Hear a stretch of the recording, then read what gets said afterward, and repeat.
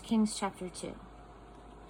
When David's time to die approached, he charged his son Solomon, saying, I'm about to go the way of all the earth, but you be strong, show what you're made of, do what God tells you, walk in the path that he shows you, follow the life map, absolutely, and keep an eye out for the signposts of his course for life set out in the revelation to Moses. And then you will get on well in whatever you do and wherever you go. Then God will confirm what he promised to me when he said, if your sons watch their step, staying true to me heart and soul, you will always have a successor on Israel's throne. And don't forget what Joab, son of Zeruiah, did to the two commanders of Israel's army, to Abner, son of Ner, and to Amasa, son of Jether. He murdered them in cold blood, acting in peacetime as if he were at war. And he has been stained with that blood ever since. Do what you think best with him, but by no means let him get off scot-free. Make him pay. But be generous to the sons of Barzillai, the Gileadite. Extend every hospitality to them. That's the way they treated me when I was running for my life from Absalom, your brother. You will also have to deal with Shimei, son of Gera, the Benjaminite from Barim, the one who cursed me so viciously when I was on my way to Mahanaim. Later, when he welcomed me back at the Jordan, I promised him under God, I won't put you to death. But neither should you treat him as if nothing ever happened. You're wise. You know how to handle these things. You'll know what to do to make him pay before he dies. Then David joined his ancestors. He was buried in the city of David.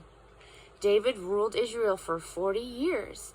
7 years in Hebron and another 33 in Jerusalem. Solomon took over on the throne of his father David.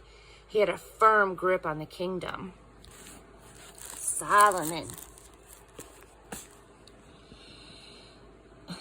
Adoniah, son of Haggith, came to Bathsheba, Solomon's mother, and she said, do you come in peace? He said, in peace. And then, may I say something to you? Go ahead, she said, speak. You know that I had the kingdom right in my hands and everyone expected me to be king.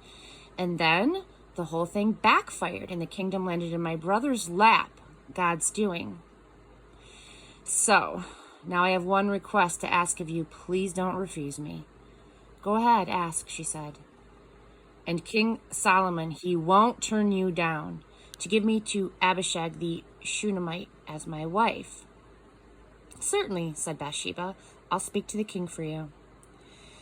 Bathsheba went to King Solomon to present Adoniah's request. The king got up and welcomed her, bowing respectfully, and returned to his throne.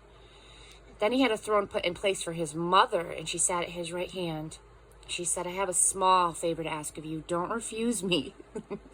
The king replied, go ahead, mother. Of course I won't refuse you.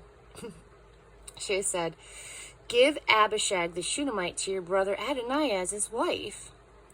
King Solomon answered his mother, what kind of favor is this? Asking that Abishag the Shunammite be given to Adoniah. Why don't you just ask me to hand over the whole kingdom to him on a platter, since he's my older brother and has Abiathar the priest and Joab son of Zeruiah on his side? Then King Solomon swore under God, may God do his worst to me if Adoniah doesn't pay for this with his life. As surely as God lives, the God who has set me firmly on the throne of my father David and has put me in charge of the kingdom just as he promised, Adoniah will die for this today. King Solomon dispatched Benaiah, son of Jehoiada. He struck Adoniah and he died. The king then told Abiathar the priest, you're exiled to your place in Anathoth. You deserve death, but I'm not going to kill you, for now anyway, because you were in charge of the chest of our ruling God in the company of David my father, and because you shared all the hard times with my father. Solomon stripped Abiathar of his priesthood, fulfilling God's word at Shiloh regarding the family of Eli.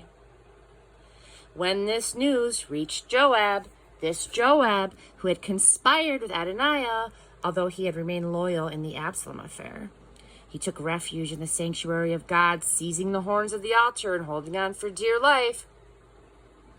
King Solomon was told that Joab had escaped to the sanctuary of God and was clinging to the altar. He immediately sent Benaiah, son of Jehoiada, with orders, kill him.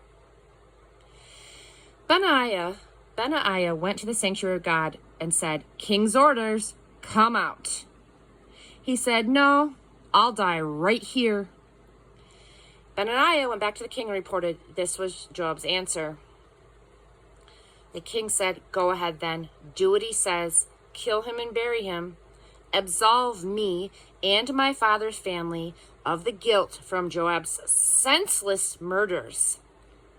God is avenging those bloody murders on Joab's head. 2 men he murdered, men better by far than he ever was. Behind my father's back, he brutally murdered Abner, son of Ner, commander of Israel's army, and Amasa, son of Jether, commander of Judah's army. Responsibility for their murders is forever fixed on Joab and his descendants. But for David and his descendants, his family and kingdom, the final verdict is God's peace. So Benaiah, son of Jehoiada, went back, struck Joab and killed him. He was buried in his family plot out in the desert. The king appointed Benaiah, son of Jehoiada, over the army in place of Joab, and replaced Abiathar with Zadok the priest. The king next called in Shimei and told him, build yourself a house in Jerusalem and live there, but you are not to leave the area.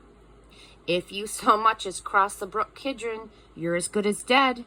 You'll have decreed your own death sentence. Shimei answered the king, oh, thank you. Your servant will do exactly as my master the king says. Shimei lived in Jerusalem a long time. But it so happened that 3 years later, 2 of Shimei's slaves ran away to Achish, son of Maacah, king of Gath. Shimei was told, your slaves are in Gath. Shimei sprang into action, saddled his donkey, and went to Achish in Gath looking for his slaves, and then he came back bringing his slaves. Solomon was told Shimei left Jerusalem for Gath, and now he's back.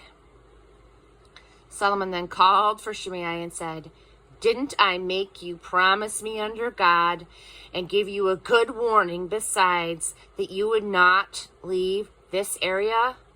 That if you left, you would have decreed your own death sentence? And didn't you say, oh, thank you, I'll do exactly as you say? So, why didn't you keep your sacred promise and do what I ordered? Then the king told Shimei, deep in your heart, you know all the evil that you did to my father David. God will now avenge that evil on you. But King Solomon will be blessed, and the rule of David will be a sure thing under God forever. The king then gave orders to Benaiah, son of Jehoiada, and he went out and struck Shimei dead. The kingdom was now securely in Solomon's grasp.